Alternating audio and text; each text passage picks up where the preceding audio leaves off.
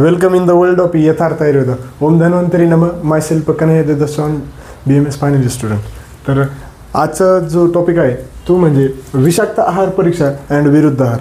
हा topic part 2 आहे मित्रांनो. याच्या आधी आपण आयुर्वेदिक पद्धतीने विषाक्त आहार परीक्षा आणि विरुद्ध आहारचे टाईप बघितले. आता या पार्टमध्ये आपल्याला मॉडर्न पार्ट बघायचं आहे, तर ते मॉडर्न पार्ट बघूया मित्रांनो. तर त्यामध्ये पहिलं सांगितलेले की पहिला मस्ट नो पॉईंट सांगितलेले की ayurvedic methods of detection of food and विष. तर याच्यामध्ये हा मस्ट नो पॉईंट आहे, तर हा बघूया मित्रांनो. तर याच्यामध्ये असं सांगितलेले की आयुर्वेदिक मेथड्स कोणते कोणते आहेत आपण डिटेक्शन ऑफ फूड पद्धतीने करू शकतो, तर ते बघूया मित्रांनो.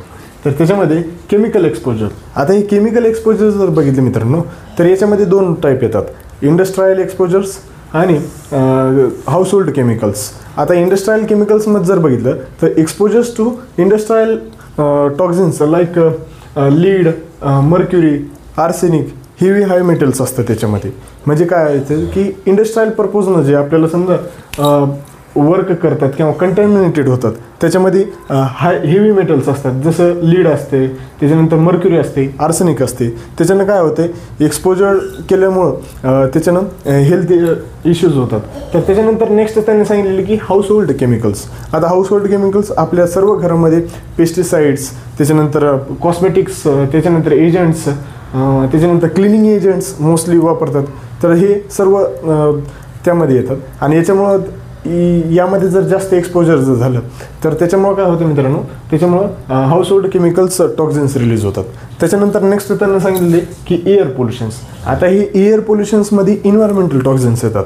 आता इन्व्हायरमेंटल टॉक्झिन्स जसं कसं, तर त्याच्यामध्ये in urban areas contains hazardous pollutants, particulate matter आणि वोलाटाईल ऑर्गॅनिक कंपाऊंड्स, या सर्व या बाबी याच्यामध्ये येतात. म्हणजे काय काय हॅझार्डस येतात, पोल्युटंट्स येतात, पर्टिक्युलेट मॅटर येतात, व्होलाटाईल ऑर्गॅनिक कंपाऊंड्स येतात. तर या सर्व इन्व्हायरमेंटल टॉक्झिन्समध्ये येतात. याच्यानंतर त्यांनी सांगितलेले की वॉटर कंटॅमिनेशन.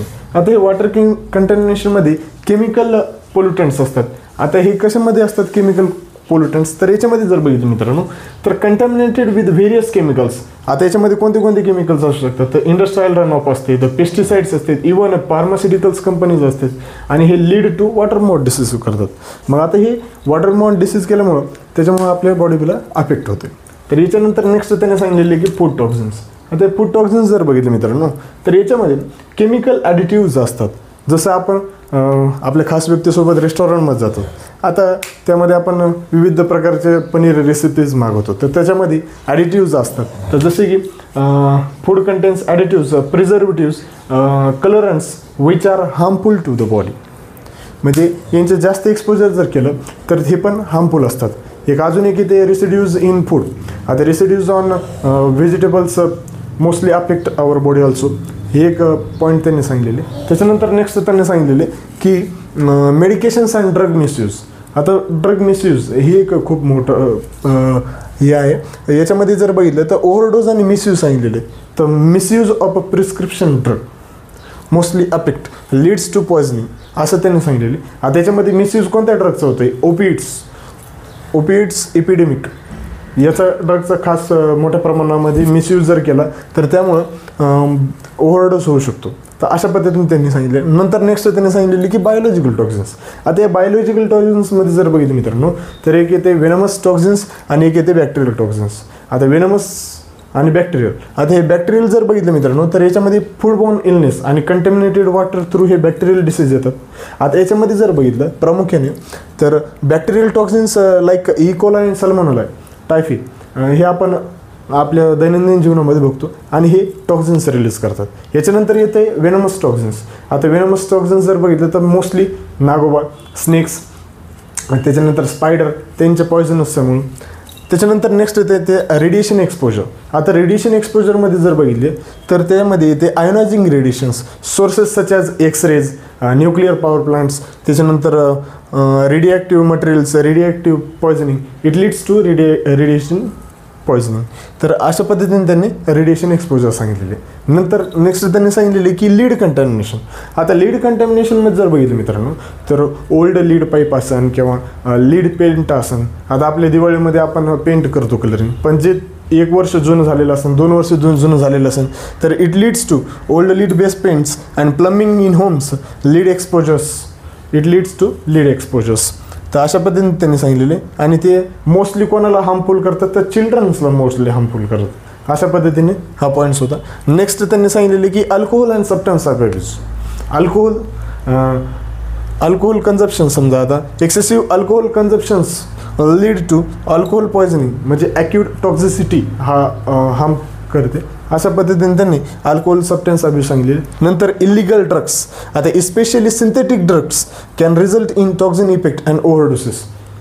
सिंथेटिक ड्रग्स जे आपण समजा ओव्हर यूज केला किंवा त्यांचं illegal result toxin effect release करतो, अशा पद्धतीने त्यांनी सांगितले. आणि लास्ट एक आहे इन्व्हायरमेंटल टॉक्झिन्स. तर त्याच्यामध्ये इन्व्हायरमेंटलमध्ये मोस्टली क्लायमेट चेंज झाल्यामुळे हा टॉक्झिन होतो, जसं की अल्गल ब्लूम्स आहेत, त्यांनी एक्झाम्पल सांगितलेले. तर अशा पद्धतीने हा तुमच्यासमोर मी ayurvedic methods of detection of food मांडण्याचा प्रयत्न केलेला आहे. आता त्याच्यानंतरचा मसनो समोर येते मित्रांनो. मसनो पॉईंट सांगितलेले की adulteration and test for its detection. तर what is mean by adulteration? तर adulteration it is a process in which the quality of food is either detected by addition of inferior quality or by extraction of valuable ingredients, or and food item is said to be adulterated if it is added flavors like substance which is added injurious for human consumptions. याचा अर्थ असा होतो मित्रांनो की त्याच्यामध्ये आपण ॲडल्ट्रेशन कोणाला म्हणू शकतो, किंवा द फूड क्वालिटी ज्याच्यामध्ये आपण ॲडिशन ऑफ इन्फिरियर क्वालिटी किंवा extraction of various valuable sources जर त्याच्यामध्ये टाकले तर त्याला आपण ॲडल्ट्रेशन म्हणू शकतो. ॲडल्ट्रेशन म्हणजे काय की जे हार्मफुल इफेक्ट करतात फॉर ह्युमन कन्झप्शन केल्यावर. तर अशा पद्धतीने त्यांनी हे ॲडल्ट्रेशन सांगण्याचा प्रयत्न केलेला आहे. तर या ॲडल्ट्रेशनमध्ये जर बघितलं प्रामुख्याने, तर याच्यामध्ये व्हेरियस सोर्सेस ऑफ ॲडल्ट्रेशन टाकतास.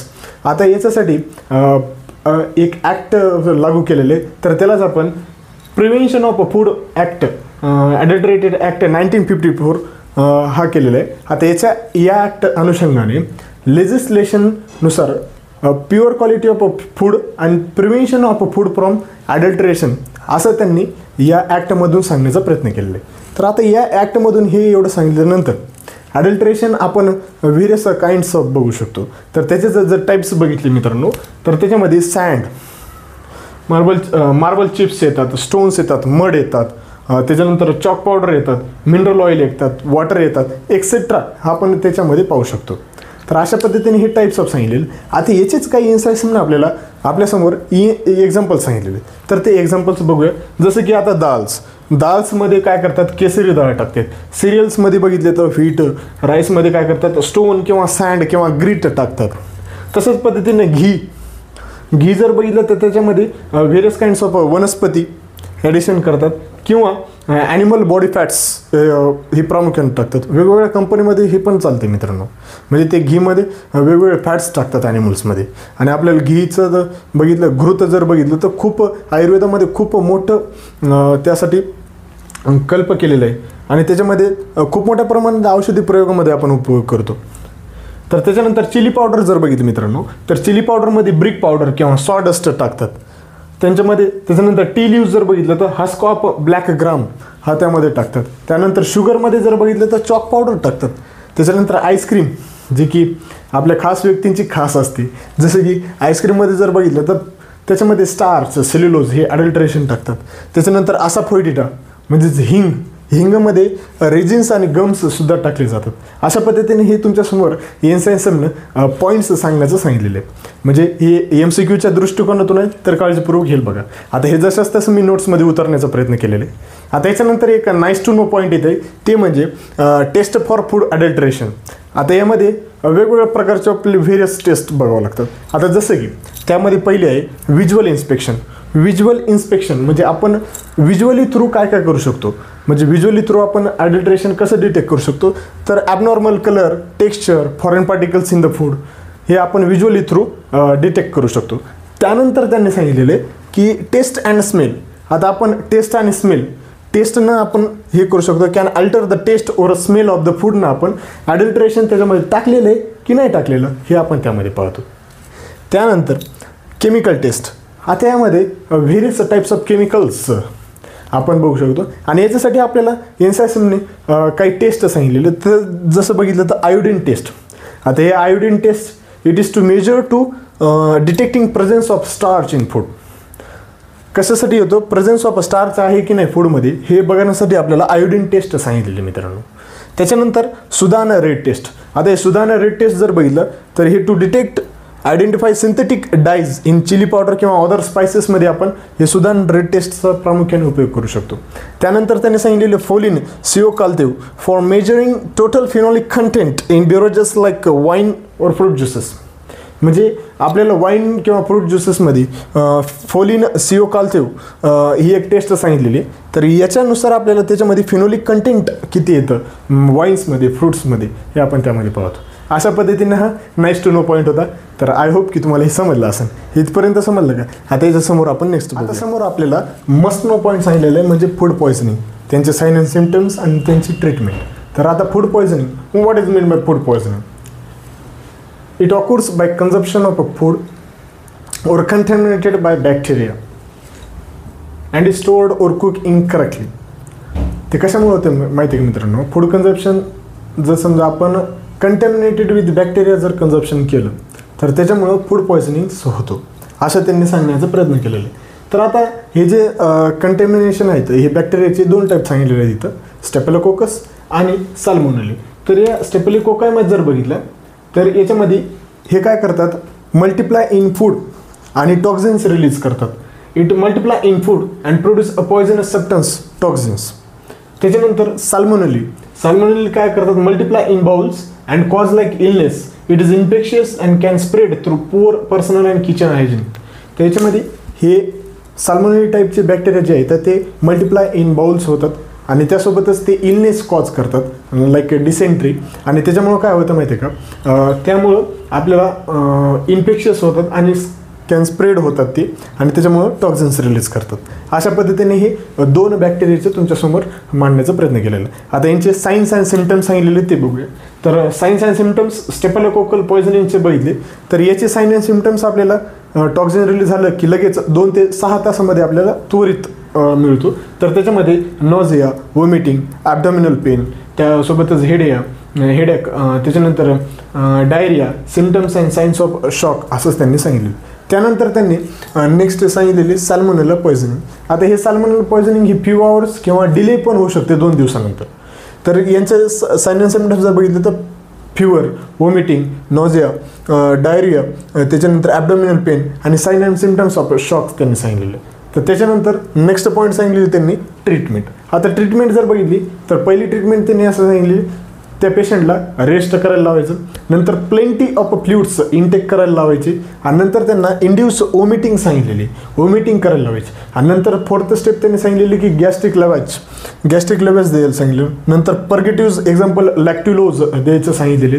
त्यानंतर ट्रीटमेंट त्यांनी सांगितलेली यूज ऑफ अँटीबायोटिक्स. आता साल्मोनेलामध्ये अँटीबायोटिक्स कोणते देणार तर क्लोरोमफेनिकॉल हे 1 ते 3 ग्राम डेली द्यायचं आणि हे 4 डिवायडेड डोसमध्ये द्यायचं.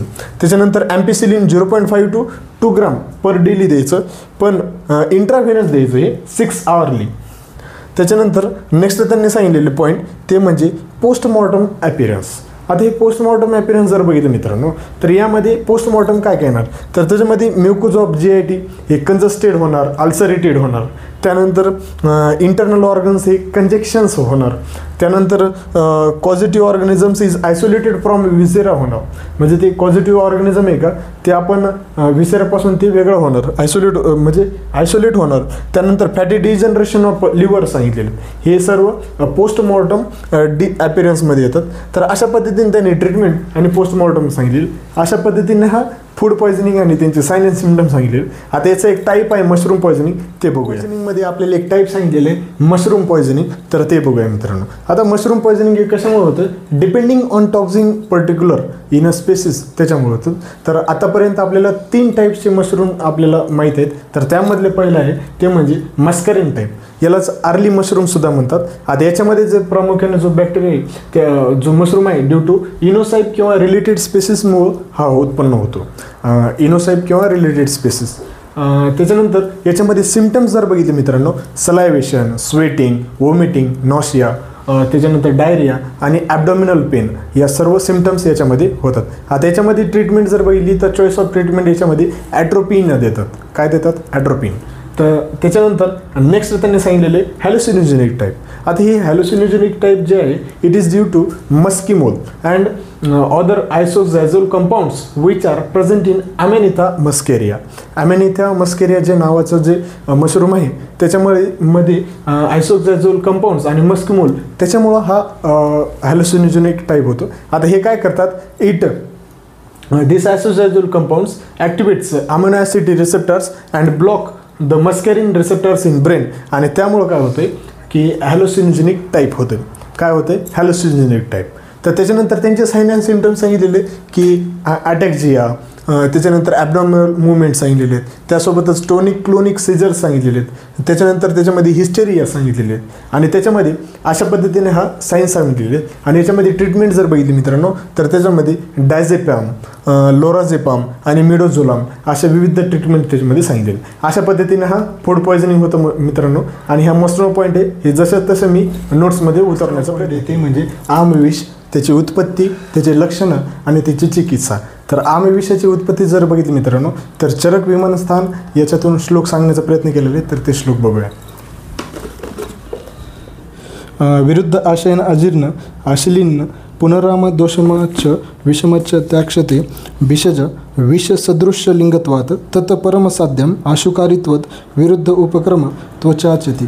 चरक विमानस्थान 12मधून हा श्लोक सांगण्याचा प्रयत्न केलेला आहे. या श्लोकातून सांगण्याचा असा अर्थ होतो की विरुद्ध भोजन करण्याने किंवा भोजन पचले नसताना पुन्हा भोजन पूर्वीचे भोजन पचले नसताना पुन्हा भोजन करलेले, किंवा न शिजलेले अन्न, कच्चेच नीट न शिजलेले पदार्थ भोजन केल्याने आमदोषाची उत्पत्ती होते. आता यालाच वैद्य आमदोषालाच आमविष असे म्हणतात, कारण हा विषाप्रमाणे कार्य करतो म्हणून यालाच आमविष असे म्हणतात.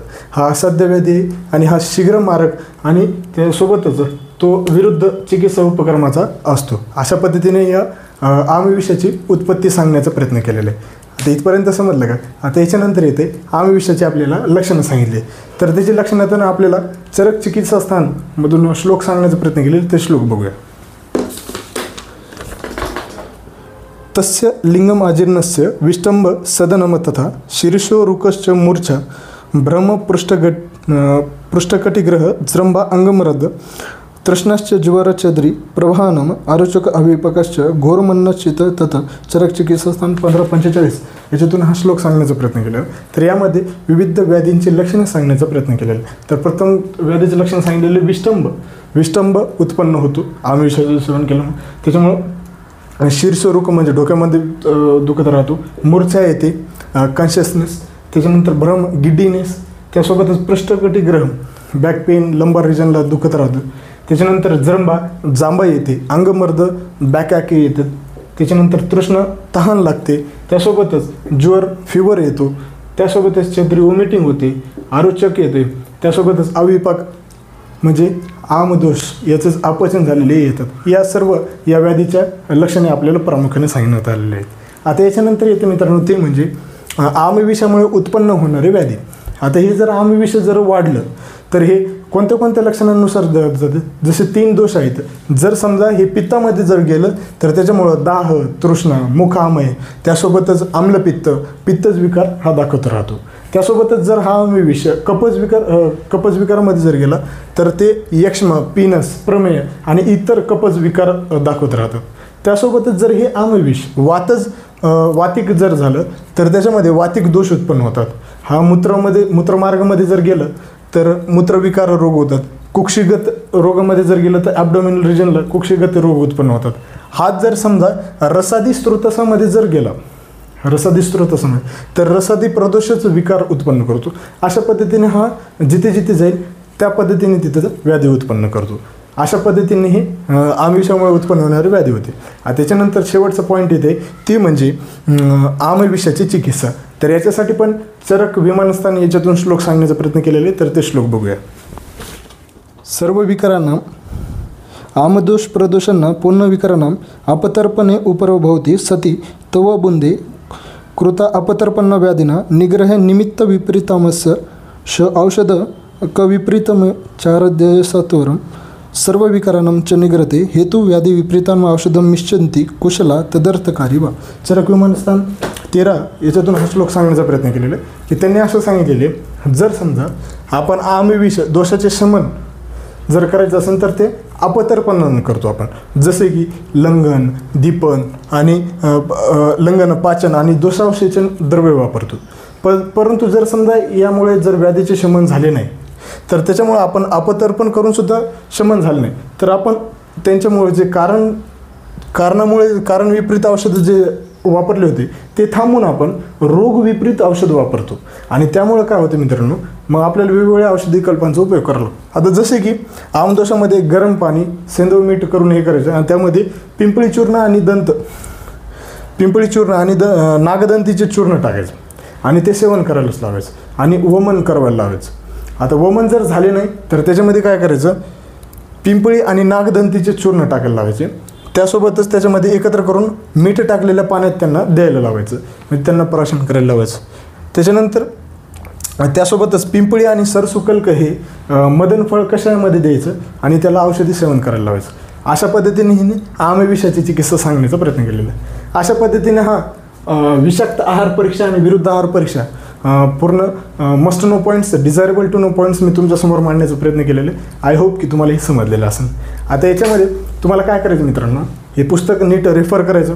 पुस्तक झाल्याच्यानंतर मी याची जी ॲज इट इज नोट्स आहे ती तुम्हाला प्रोव्हाइड केलेली करणार आहे. त्या नोट्समध्ये उतरण्याचा प्रयत्न केलेले, तर नीट रेफर करून पुस्तक वाचल्यानंतर नोट्स वाचायचं आणि त्यानंतर याचे जसे सांगण्याचा प्रयत्न केलेले तसंच पेपरमध्ये लिहायचं. एवढंच करा. आता याच्यामध्ये जर सांगितलं मित्रांनो, हे जर आवडलं असेल नक्कीच लाईक करा, शेअर करा आणि तुमच्या मित्रांना मैत्रिणींना सांगवा, कळवा या चॅनलबद्दल. Thank you very much.